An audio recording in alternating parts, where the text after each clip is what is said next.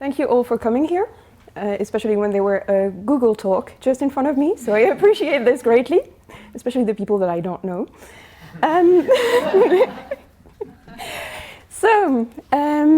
We're going to start with a little story, because this is what you do. And we're also going to start with a slide with a kitten, because this is what you do at Tamedia conferences. I moved to Switzerland 6 years ago. I had accepted the position as CRM manager for a daily dealer website. I was super happy. I moved there. The only thing I didn't know is that even before I signed the contract and started working, the CEO of this company had been to a conference in the US and had talked to a lot of people, heard a lot of sales speeches, and purchased a tool. So when I arrived, I was told, hey, good news, we have a brand new tool. It can do everything. It can do customer profiling. It can do on-site personalization. It can do email personalization. It can do predictive analytics. It can do everything. Well, two issues. The first one was the tool was not compatible with our technical setup. We had at that time what was called a single-page application, so the whole crawling of the website to get the content would not work. Also, we were a daily dealer, so we had a very, very small inventory and tried to personalize recommendation with a very, among 30 or 50 products. This will not work. So basically what happened was pretty much 2 years of frustration and anger. It took us about 1.5 years to get the most basic functions of the tool working. So sending email took a little less time, but importing the product catalog, getting it to work, took, as I said, almost 2 years. The fanciest feature we purchased the tool for, we were never, ever able to implement them. It was a tough time, so I thought to myself, Marie, if you ever find yourself in a position where you need to migrate CRM tool again, which hopefully I will never, because if you work in CRM, you know this is something that you do once in your career and then you switch field. I will keep in mind the things that I have learned, like a cool tool on paper might not be the right one for you, and then you need to be really honest with yourself when it comes to purchasing something. Fast forward a couple of years. A bit more than 1 year ago, I started as Ricardo. I am now a senior CRM manager. I have more experience, confident. Start working at Ricardo. First thing I hear is like, hey, we want to do marketing automations. And I'm like, that's cool. That's why I'm here for. I know how to do this. Let's do this. Our tool sucks. So your heart drops a bit. And you're like, yeah? Really? And then the killer sentence. Hey, maybe we should get a new tool. So this is where the cold sweat starts breaking out. And like, I need a moment to collect myself. I've been through this already. I know how to handle this. Marie, remember what your past self said? We're going to first take an honest look at what we are, what we're good at, and what we're not good at. So how many of you in this room who are not working for Ricardo know what Ricardo is? Okay, that's quite a lot, that's good. But if we dig a little bit deeper, so Ricardo is 20 years old, it's one of the biggest internet success in Switzerland, and it's an auction platform and a marketplace. When it comes to marketing, it makes your life a little bit more complicated.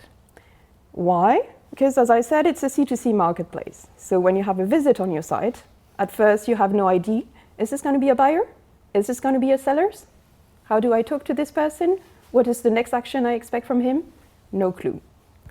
Until the guy makes a move that helps you decide. Second, most of our inventory is C2C, which means it's user-generated, which can be great, can be less great. So if you've been on Ricardo, you've seen the pictures, you know what I'm talking about. You've seen the description. So basically, the description are also entered by the users. The categorization is made by the users. So we end up with a giant mess with no structure. And this is something we will need to work with for all the recommendation we will try to power. So if you look at Ricardo, and if you try to look at it in a more traditional e-commerce or retail things, we have a product mix that is extremely wide. So we have 2 million product on the site, but with no depth at all. So we have 2 million of product once. And then we are an auction platform. So most of the things that are sold on Ricardo are sold with an auction format. What does it mean? First, the 2 million product that we have one time each can be sold at any time. So it makes it more difficult to use in all the product feed and all the recommendation engine. And second, it's auction. So basically, it has fluctuating prices. What does it mean? First, the price is not a good indicator of the value of the item you're selling. Say you want to create a feed or make recommendation for one of your most affluent segments. So you say, okay, I'm going to take the people who usually purchase pretty expensive things and I'm going to recommend stuff for them. Only thing is, you cannot really use the price to determine what this expensive item will be. And also, on the more technical side, like your prices are changing all the time, so your data needs to be up to date at any moment. Fun. And what's not on the slide, but it's also fun, is we have no attributes. Ricardo is 20 years old, and until 2 or 3 weeks ago, maybe, we had no attributes at all. Now we do have attributes in 2 subcategories, but still need to deploy it to the other thousands of categories that we have. So if you talk about how are we going to recommend product to our user, it makes it difficult. So at this point, if you were in CRM, you're like, yeah, probably not going to work for Ricardo anytime soon. But this is not the only things we have. We have a bunch of things that are making our life easier. First, as I said, we're an internet platform and we're quite old, so we have 20 years of data. And most importantly, we have 20 years of organized and readily available data.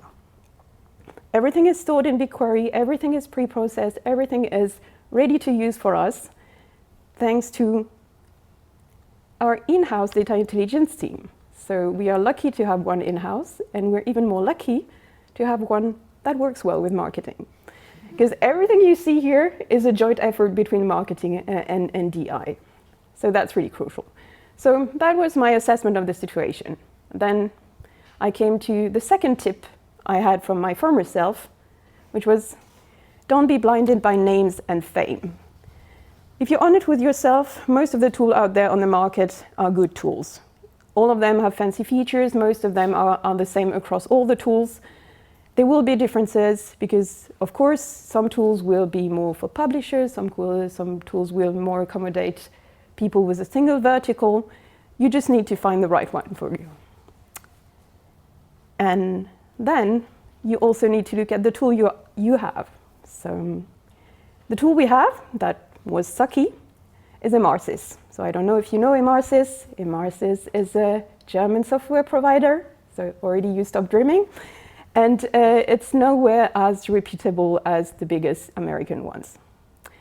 But, I mean, I had worked very little with Emarsys before, so we had a couple of tools with our product team, with our account manager. I was like, hey, what can you offer? Are you good? Can I make my boss dream a little bit with your product? And we discovered that they had a single features that might be very interesting for us. They had just developed and started to implement a native BigQuery connector. So if you remember what I said a couple of slides before, we have all our data stored in BigQuery. So we decided to go for it. It was like, hey, let's purchase this and see what we can do with it. So the setup we had in mind was fairly simple. We would have BigQuery with all the customer data. So all the customer data meant not only the demographic data, the transactional data, but also all the behavioral data. So we have everything about a user, who they are, what they purchase on the platform, which site they visited. We're importing all our Google Analytics data. So basically we have everything stored in one place. And this is where we're also going to build our customer segments. On the other hand, we also have product data. So we, of course, have all the live product, so the product that are online right now on the platform, that are the product we're going to use to power our recommendation and to create our product feeds.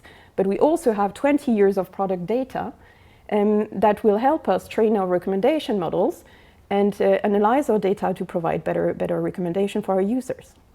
And the last point is we will have all the reporting data for our automations, because part of the BigQuery connectors that Emarsys developed was also the feedback loop. So everything that we send via Emarsys collect the data and we are feeding it back to BigQuery. So we could, in a potential future, also use them to resegment and rebroadcast some more campaigns. On Emarsys side, well, as you can see, the Emarsys side is very simple. We have basic customer data, we have email, we have names, we have a couple of demographic indication, your registration date, your language, but that's basically it. So we are not sending anything more than this to Emarsys. We also have our campaigns, so we have our templates in there. We have our dynamic templates, and we have the campaign logic. So basically, please send this email at each time or send this push notification at each time. And of course, we have the reporting data, because the reporting data is natively collected in Emarsys. And then you will ask me, yes, Marie, so that was the plan? Did it work? Or as I wrote it, where is that awesomeness part you mentioned before? Right here. So I don't need to comment much. So this is the amount of automated email that we have been sending this year per week. As you can see, we have been able to scale vastly the number of emails we've sent. Most of them do include a personalized recommendation, and they have proven to be extremely efficient. So if you look at this, is I think for app, but the desktop view looks exactly the same. Those are the session and transaction coming from marketing automations. So basically, yes, it did work, and we were extremely fast implementing this solution. So if I want you to remember a couple of things from my talk, and I also have a MacGyver slides. So the first thing is we're still using a kind of sucky, not sexy German piece of software that gets no CRM manager dream at night, and we're pretty happy with it. So you don't need the greatest tool to do the greatest things. Second point is we are still struggling with our non-structured products. We still have to be quite creative when it comes to recommendation because we still don't have attributes. But the thing is, Emarsys could not have solved this for us. Any other American fancy, shiny tool would have not solved this for us. So a tool won't solve your existential issue. And in the end, the biggest part is when you look at the numbers, basically, sexy is what sexy does. And in this case, we've proven that pragmatism can be sexy too.